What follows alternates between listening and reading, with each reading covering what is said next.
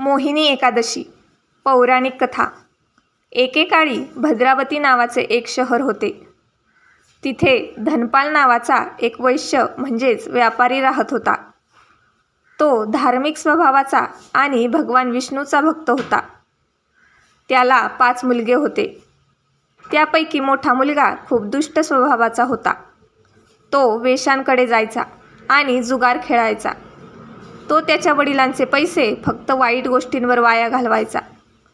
खूप समजावणी करूनही जेव्हा त्याने ऐकले नाही तेव्हा त्याच्या वडिलांनी त्याला घराबाहेर हाकलवून लावले.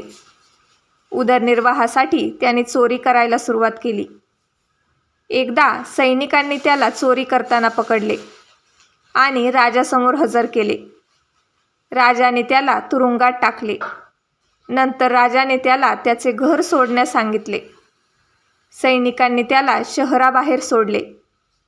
आता तो जंगलातील प्राणी आणि पक्षी मारून आपले पोट भरू लागला. एके दिवशी त्याला खायला किंवा प्यायला काहीही मिळाले नाही. त्यामुळे तो भुकेने आणि तहानेने खूप त्रस्त झाला आणि इकडे तिकडे भटकत तो कौंडिन्य मुनींच्या आश्रमात पोहोचला. त्यावेळी वैशाख महिना चालू होता आणि कौंडिन्य ऋषी गंगा स्नान करून परतले होते. कौंडिन्य मुनींच्या ओल्या कपड्यांचे काही थेंब त्या वैश्यपुत्रावरही पडले, ज्यामुळे त्याची बुद्धी शुद्ध झाली. तो ऋषींना म्हणाला, मी माझ्या आयुष्यात खूप पापे केली आहेत. कृपया मला त्या पापांपासून मुक्त होण्याचा मार्ग सांगा. मग ऋषींनी त्यांना वैशाख महिन्याच्या शुक्ल पक्षाच्या एकादशीला व्रत करण्यास सांगितले, जिचे नाव मोहिनी आहे.